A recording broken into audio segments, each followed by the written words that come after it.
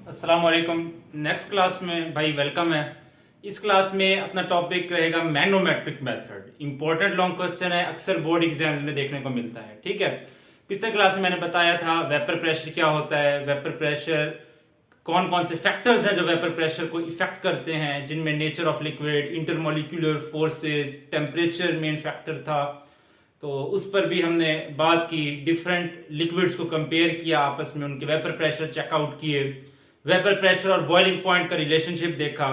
अब बारी है जो मैंने पिछले क्लास में बताया कि वेपर प्रेशर को मेजर करने के लिए एक इंस्ट्रूमेंट का इस्तेमाल किया जाता है, दैट इज मैनोमीटर, और इस टेक्निक को मैनोमेट्रिक मेथड या मैनोमेट्रिक टेक्निक बोलते हैं।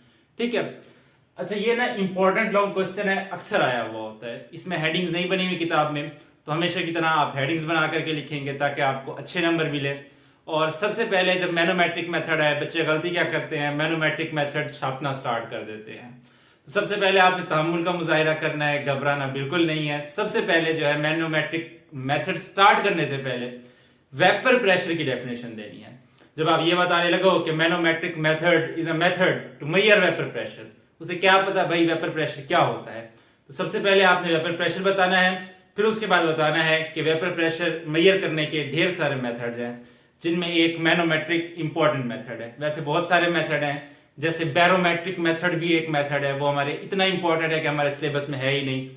तो उसे बताना कि मैनोमेट्रिक मेथड एक इंपॉर्टेंट मेथड है। ठीक है, और इसकी डिटेल जो है हम आपको लिख करके अभी दिखाते हैं। ठीक है, मैनोमेट्रिक मेथड, तो जैसे मैंने आपको बताया, सबसे पहले आपने वेपर प्रेशर की डेफिनेशन देनी है। ठीक है, उसे बताना है कि वेपर प्रेशर क्या होता है।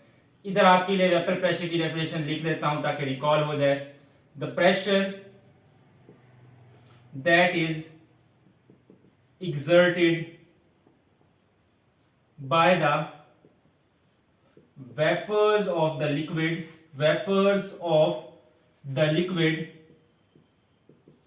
with the surface on equilibrium, जब इक्विलिब्रियम स्टैब्लिश हो जाए, on equilibrium at a particular temperature is called as vapour pressure. उसे क्या बोलते हैं, वेपर प्रेशर बोलते हैं। At a particular temperature is called as vapour pressure. अच्छा, बच्चे क्या करते हैं, डेफिनेशन लिखते वक्त ना ये पार्टिकुलर टेम्परेचर या इक्विलिब्रियम में से कोई वर्ड छोड़ देते हैं। तो डेफिनेशन पूरी लिखनी है, अच्छे से लिखनी है, इक्विलिब्रियम पर, पार्टिकुलर टेम्परेचर पर, और ये डेफिनेशन का एक नंबर रहेगा। ठीक है ना, अगर आप नहीं लिखोगे तो आपका नंबर जो है ना एग्जामिनर काटने का हक रखता है, अगर नहीं काटता तो उसको दुआएं देना उसकी मेहरबानी है। सबसे पहले उसे ये डेफिनेशन लिख करके दिखानी है, फिर उसके बाद मैनोमेट्रिक मेथड का सबसे पहले इंट्रोडक्शन देना है। इंट्रोडक्शन में उसे बताना है कि भाई वेपर प्रेशर मेजर करने के बहुत सारे मेथड्स हैं, लेकिन मैनोमेट्रिक मेथड एक अच्छा, एक इंपॉर्टेंट और एक एक्यूरेट मेथड है। तो इसकी मदद से एक्यूरेसी के साथ हम वेपर प्रेशर को मेजर कर सकते हैं। ये इसका इंट्रोडक्शन देना। नंबर 2 पर इसकी कंस्ट्रक्शन बताना। ठीक है, कंस्ट्रक्शन हम अभी बताते हैं कि कंस्ट्रक्शन में आप क्या क्या बातें लिखोगे। देखो, सबसे पहले क्या होता है, एक फ्लास्क ली जाती है जिसमें हमारा डिजायर्ड लिक्विड भरा जाता है। ठीक है, इसको जरा सही से करके बना देते हैं। एक फ्लास्क ली जाती है जिसमें डिजायर्ड लिक्विड जो है हमारा वो भर लिया जाता है। ठीक है, मानो ये फ्लास्क है और इसमें जो है ये हमारा लिक्विड आ गया, रेड में हम लिक्विड शो कर देते हैं। ठीक है, ये हमारा लिक्विड है, दिस इज आवर लिक्विड, ये अपना लिक्विड आ गया। ठीक है, इस लिक्विड को हम यहां पर कॉर्क या वूल की मदद से, कॉर्क या कॉटन वूल की मदद से, ठीक है, इस फ्लास्क को बंद कर देते हैं ताकि ये लिक्विड जो है ये हमारा उड़ ना जाए, क्योंकि कभी कभार हमारा जो लिक्विड होता है वो वोलेटाइल रहता है। ठीक है, वेपर्स बनकर बड़ी जल्दी उड़ जाता है। मिसाल के तौर पर जैसे हम पेट्रोल का इस्तेमाल कर रहे हैं तो वो वोलेटाइल हो सकता है अगर फ्लास्क खुली छोड़ दी हमने तो हो सकता है कि सारा का सारा पेट्रोल उड़ जाए। तो यहां से क्या होता है, यहां से हमने एक पाइप लगा रखा होता है, एक ट्यूब लगा रखी होती है, ट्यूब का वर्ड आप यूज कर सकते हो। और ये जो ट्यूब है ये एक तरफ से वैक्यूम पंप से कनेक्टेड होती है, यहां पर ये वैक्यूम पंप से कनेक्टेड होती है। वैक्यूम की स्पेलिंग देखना, VACWM होते हैं, ध्यान रखना, वैक्यूम पंप से कनेक्टेड होती है। और दूसरी तरफ से ये मैनोमेट्रिक अपरेटस से कनेक्ट होती है। मैनोमेट्रिक अपरेटस से। मैनोमेट्रिक अपरेटस क्या है? ये बेसिकली एक मरकरी कॉलम होता है, मरकरी कॉलम होता है ऐसे, ठीक है, जिसकी दो ब्रांच होती हैं, दो लिम्ब्स होती हैं, दो लिम्ब्स बोल लो या इसकी दो ब्रांचेस बोल लो, ठीक है। एक ये डिसेंडिंग लिम्ब और ये एक असेंडिंग लिम्ब। यहां पर मरकरी भरा रहता है, मरकरी रेड कलर का, सिल्वर कलर का होता है आमतौर पर, ठीक है ना। चलो हम जो है इसको ब्लू से शो कर देते हैं फिलहाल, ठीक है। ये यहां पर मरकरी भरा रहता है, ठीक है। ये सारी बातें आपने थ्योरी में लिखनी है ऐसी की ऐसी। ये देखो यहां पर ऐसे ये मरकरी भरा रहता है, ठीक है, ये मरकरी भरा रहता है। तो कंस्ट्रक्शन में आप इसे बताओगे, सबसे पहले आपने क्या जिक्र करना है? फ्लास्क का जिक्र करना है कि अपने पास फ्लास्क होता है, उसमें लिक्विड लिया जाता है, ठीक है। नंबर 2 आपने बताना है कि उसमें से एक ट्यूब निकल करके वैक्यूम पंप के साथ हमने लगाई हुई होती है, ठीक है। फिर number 3 mercury column, mercury column, ये भी आप हेडिंग्स बनाओगे, ठीक है। फिर इनमें अंदर डिटेल लिखोगे थोड़ी थोड़ी करके, तो एक प्यारा सा लॉन्ग क्वेश्चन बन करके आपके सामने आएगा। मरकरी कॉलम बताओगे तो जो दूसरी ट्यूब होती है वो मरकरी कॉलम की तरफ जा रही होती है, जिसमें मरकरी भरा होता है, ठीक है, जिसकी दो लिम्ब्स होती हैं ऐसे, ठीक है। जब डायग्राम भी साथ आप बनाओगे ना, कंस्ट्रक्शन डायग्राम को ही एक्सप्लेन करना होता है ना कि डायग्राम कैसे बनाई है हमने। अच्छा, फिर क्या करते हैं, ये जो फ्लास्क है इसको एक थर्मोस्टेट में रखते होते हैं, इसे एक थर्मोस्टेट में रखते होते हैं। थर्मोस्टेट बेसिकली जो है ये हीट मेंटेनर होता है, ठीक है। ये डायरेक्ट हीट सप्लाई होने से रोकता है, ठीक है। मिसाल के तौर पर अगर हमें किसी चीज को गर्म करना है, एक तो उसका तरीका ये है कि जाकर उसे सीधे सीधे चूल्हे पर रख दो, लेकिन मिसाल के तौर पर हम पेट्रोल से काम कर रहे हैं, पेट्रोल को जाकर के चूल्हे पर रखोगे वो तो जल जाएगा, सारा का सारा जाया हो जाएगा, एक्सपेरिमेंट क्या खाक करेंगे हम। तो हम ऐसे करते हैं, थर्मोस्टेट का इस्तेमाल करते हुए इसे इनडायरेक्ट हीट करते हैं, ठीक है। Thermostat is use for indirect heating.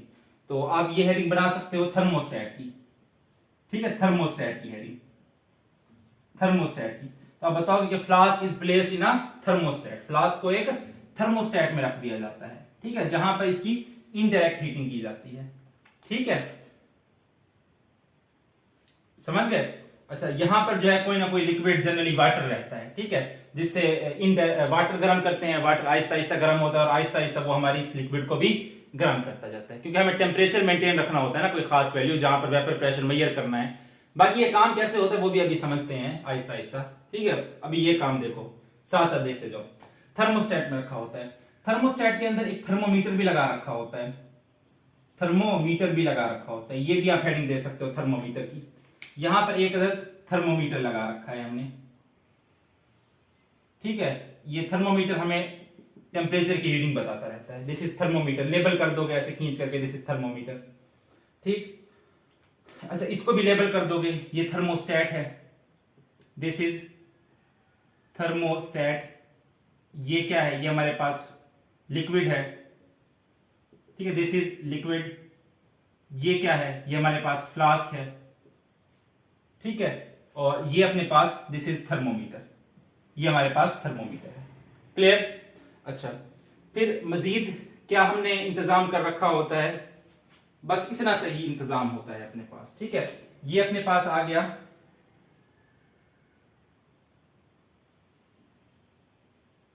ये अपने पास आ गया मरकरी कॉलम, ठीक है, this is mercury column, this is mercury column, ठीक है, मरकरी कॉलम। और मरकरी कॉलम के साथ यहां पर एक स्केल भी लगाया हुआ होता है ताकि हाइट का डिफरेंस मेजर किया जा सके। यहां पर एक स्केल लगाया हुआ होता है जिस पर कैलिब्रेशन इंचीज में या सेंटीमीटर में। तो आप स्केल की हेडिंग देना चाहो तो दे सकते हो, ना देना चाहो तो स्केल खैर इंपॉर्टेंट नहीं है, लेकिन आपको बता दिया कि यहाँ पर एक अदद स्केल भी लगा हुआ होता है हाइट डिफरेंस को नोट करने के लिए। तो आप ऐसे हेडिंग्स बना करके, पहले डेफिनेशन हेडिंग्स बना करके और उसमें जो है अपना मटेरियल लिखोगे, ठीक है ना। समझ आ गई ये कंस्ट्रक्शन, ये कैसे बना हुआ होता है। एक फ्लास्क के अंदर लिक्विड लेते हैं, ठीक है, उस फ्लास्क का जो मुंह होता है, टॉप होता है, उसे बंद कर देते हैं ताकि लिक्विड उड़ ना जाए हमारा, कॉर्क की मदद से सील कर देते हैं या कॉटन वूल की मदद से। फिर उसमें से ट्यूब निकलती है, ट्यूब जो है एक तरफ से वैक्यूम पंप की तरफ जाती है और दूसरी तरफ से ये मरकरी कॉलम की तरफ जाती है। मरकरी कॉलम में मरकरी भर रखा होता है, ठीक है। तो ये जो है वेपर प्रेशर की रीडिंग लेने के काम आता है। अच्छा, ये जो फ्लास्क है इसको एक थर्मोस्टेट में रखते होते हैं, ताकि जो है इनडायरेक्ट हीटिंग किया जा सके, ठीक है, डायरेक्ट हीटिंग से अवॉइड किया जा सके। और इस थर्मोस्टेट में एक थर्मोमीटर भी होता है ताकि टेम्परेचर की रीडिंग ली जा सके। और यहां पर जो मरकरी कॉलम है लिंब के साथ एक स्केल भी अटैच होता है ताकि डिफरेंस ऑफ हाइट को मेजर किया जा सके, in order to measure a difference of height, ठीक है। तो ये है आपके सामने मैनोमीटर। अब ये काम कैसे करता है इसकी वर्किंग पर बात करते हैं। आइए, ये वेपर प्रेशर की डेफिनेशन जैसे मिटा देता हूं क्योंकि ये आपको आती है। ये वेपर प्रेशर की डेफिनेशन यहां से मिटा देती है। आइए अब बात करते हैं वर्किंग। तीसरी हेडिंग हमारी आ जाएगी वर्किंग की। वर्किंग की ये काम कैसे करता है, देखो सबसे पहले हम करते क्या है, फ्रीजिंग मिक्सर का इस्तेमाल करते हुए थर्मोस्टेट में रखने से पहले हम फ्रीजिंग मिक्सर का इस्तेमाल करते हुए, यहां थर्मोस्टेट फौरन से नहीं रख देते, पहले एक फ्रीजिंग मिक्सर लिया जाता है। यहां पर ये देखो ऐसे ये फ्रीजिंग मिक्सर लिया गया। फ्रीजिंग मिक्सर क्या होता है, जनरली ये आइस प्लस सॉल्ट हो सकता है कोई, ठीक है, बर्फ और नमक जो घर में इस्तेमाल होता है वो, ड्राई आइस हो सकती है, dry ice solid carbon dioxide होती है, उसके साथ अल्कोहल इस्तेमाल कर सकते हैं, या ड्राई आइस के साथ एसीटोन इस्तेमाल कर सकते हैं। तो इनमें से कोई कॉम्बिनेशन इस्तेमाल कर सकते हैं। ये जो है ये आपके फ्रीजिंग मिक्सर है। तो ये जो फ्लास्क आपकी ली जाती है जिसमें लिक्विड होता है उसको सबसे पहले फ्रीजिंग मिक्सर में रखा जाता है।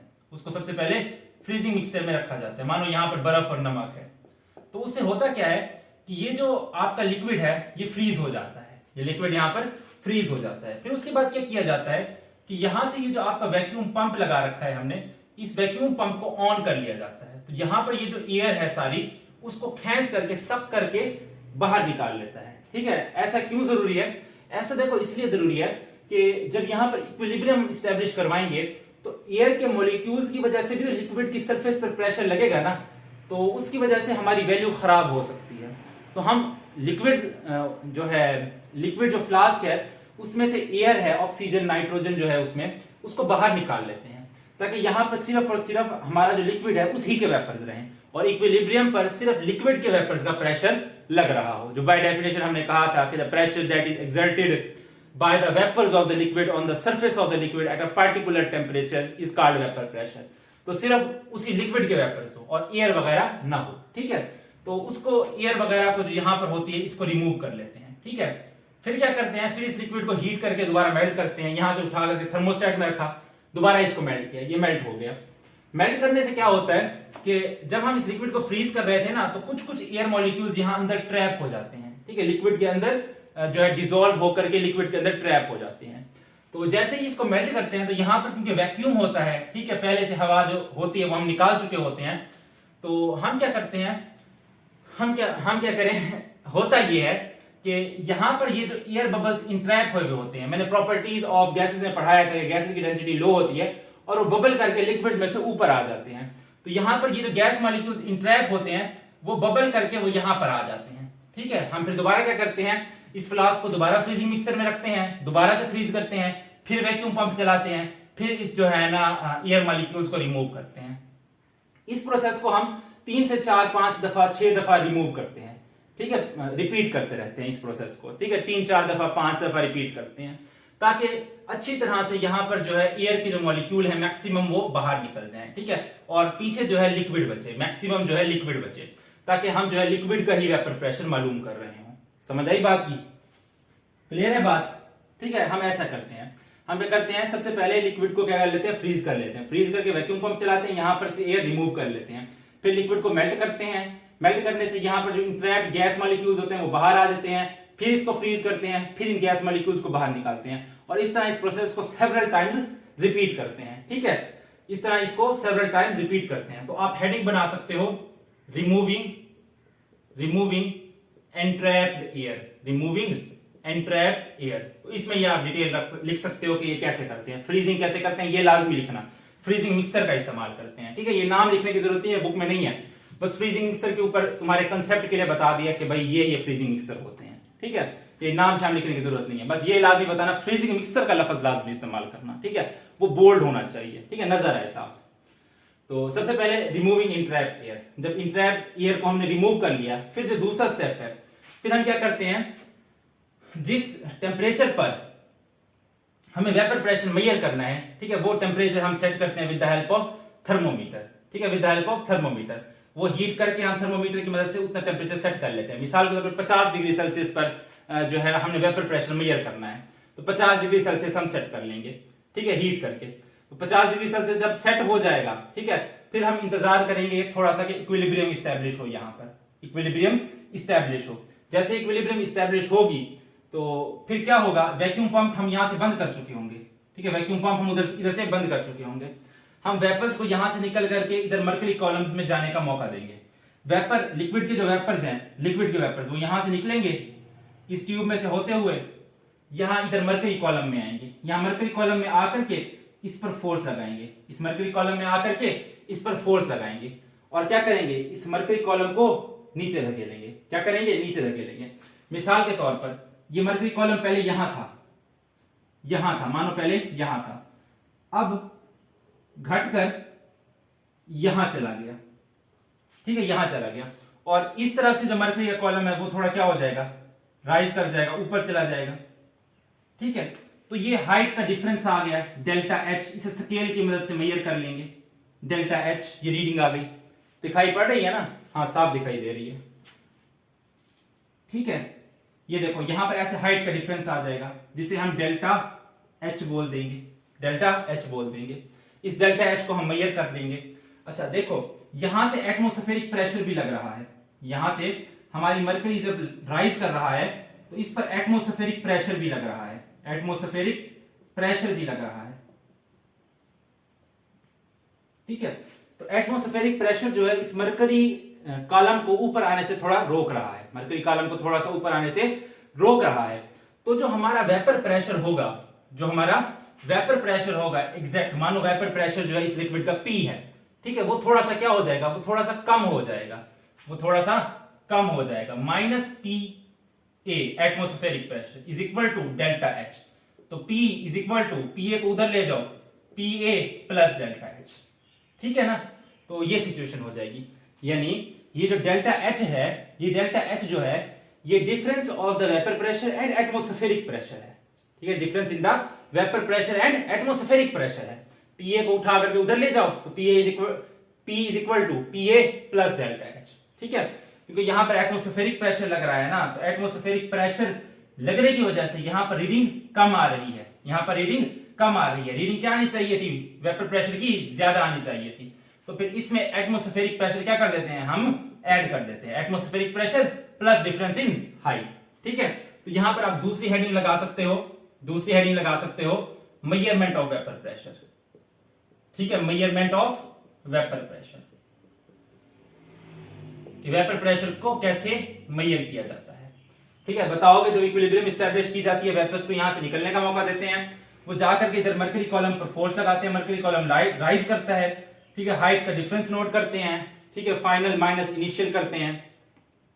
खैर यहां पर तो इनिशियल माइनस फाइनल करेंगे ना, यहां पर इनिशियल माइनस फाइनल होगी, और जब यहां से रीडिंग लेंगे इस जगह से तब फाइनल माइनस इनिशियल लेंगे। क्यों, क्योंकि यहां पर देखो ना, यहां पे फाइनल लेंथ ज्यादा है, ठीक है, और इनिशियल लेंथ कम थी। यहां पर क्या है, फाइनल लेंथ कम है, इनिशियल वाली ज्यादा थी, तो बड़ी में से छोटी माइनस करते हैं, बड़ी में से छोटी माइनस करते हैं। तो क्या करेंगे हम, इनिशियल माइनस फाइनल करेंगे इधर। फिर उसे बताओगे यहां से जो है एटमॉस्फेरिक प्रेशर भी लग रहा है, जिससे हमारी वैल्यू घट रही है, तो एटमॉस्फेरिक प्रेशर जोड़ करके हम वेपर प्रेशर का वैल्यू लिखते होते हैं, ठीक है। फिर उसके बाद लास्ट में जो है आप इसकी इक्वेशन लिखोगे, इसकी इक्वेशन लिखोगे। इक्वेशन क्या लिखोगे, वही जो मैंने अभी निकलवाई, P is equal to P A plus delta H. इस इक्वेशन का एक नंबर होगा, इस इक्वेशन का एक नंबर होगा, ठीक है, लाजमी। अच्छा जी, फिर ये इक्वेशन लिख करके यहां ऐसे छोड़ नहीं देनी, इस इक्वेशन के पैरामीटर्स बताने हैं कि इस इक्वेशन में क्या क्या है, ठीक है। दोबारा बता देता हूं कि इस इक्वेशन में क्या क्या है। P क्या है यहां पर, P is the vapour pressure of liquid, vapour pressure of liquid. PA is equal to atmospheric pressure, ये क्या है, एटमॉस्फेरिक प्रेशर है, दिस इज एटमॉस्फेरिक प्रेशर। और डेल्टा एच क्या है, difference in height of the mercury column, of the mercury column. ठीक है, तो ये इतना पूरा लिखोगे फिर 1 नंबर मिलेगा। ठीक है, सबसे पहले डेफिनेशन देनी है आपने और फिर हेडिंग्स के साथ ऐसे लॉन्ग लिखना है, डायग्राम अच्छी सी करके बनानी है। ठीक है, हम कोई कैलीग्राफर नहीं है, जैसी डायग्राम हमसे बन सकी हमने बना दी। डायग्राम लेबल लाजमी होना चाहिए, थर्मोमीटर लेबल होना चाहिए, थर्मोस्टेट देखो लेबल करके रखा है, फ्लास्क लेबल की हुई है, यहाँ पर लिक्विड को लेबल किया हुआ है। ठीक है, वैक्यूम पंप लेबल किया हुआ है, मर्करी कॉलम लेबल किया हुआ है, डेल्टा एच यहाँ पे लेबल की हुई है। ठीक है, एटमॉस्फेरिक प्रेशर को लेबल कर रखा है।